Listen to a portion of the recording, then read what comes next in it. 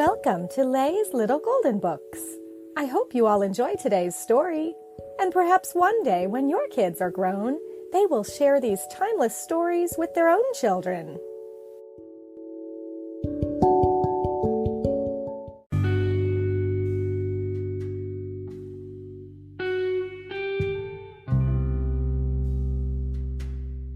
American Girl, Making a Difference by Rebecca Mallory.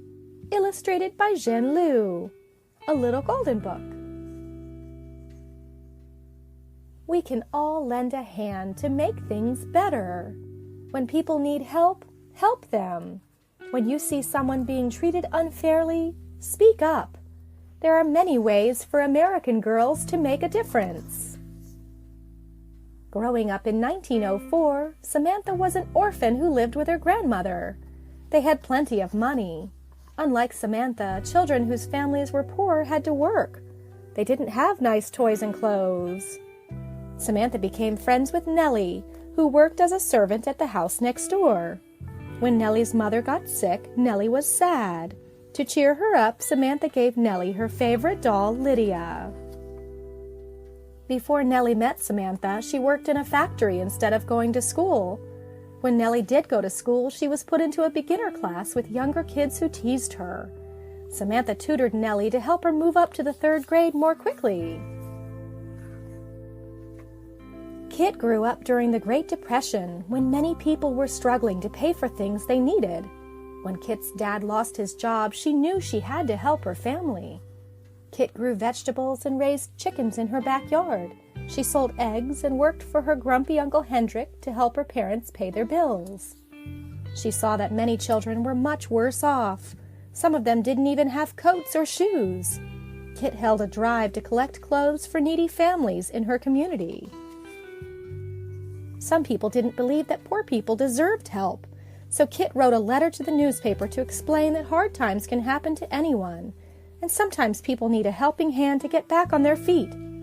Kit's letter was printed in the newspaper. Nanea grew up in Honolulu during World War II. When Japan attacked the Pearl Harbor Navy base nearby, her life changed. People were afraid there would be more attacks, so schools, stores, and restaurants closed. After the attack, the police and firefighters were very busy.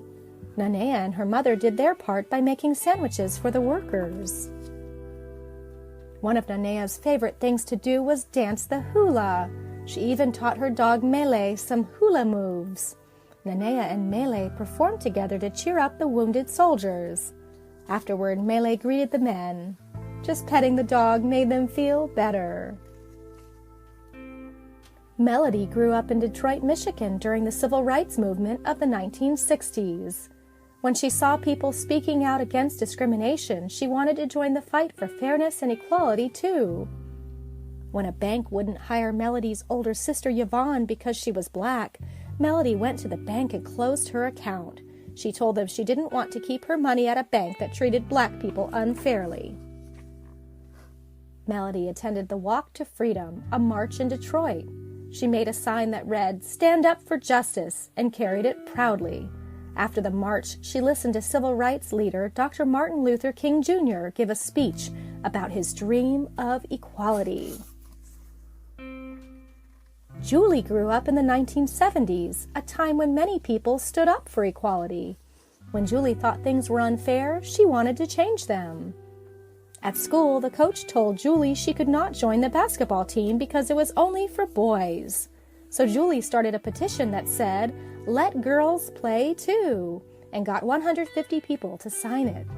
She brought it to the principal, who agreed that girls had the right to play on the team. Julie decided to run for student body president. She asked her friend Joy to run as her vice president. Joy was deaf, and some girls were mean to her. They told Julie that she should pick a different running mate. Instead, Julie taught the girls sign language so they could talk to Joy and get to know her. Julie and Joy won the election. Every girl can help change the world in her own unique way. How do you want to make a difference? The end.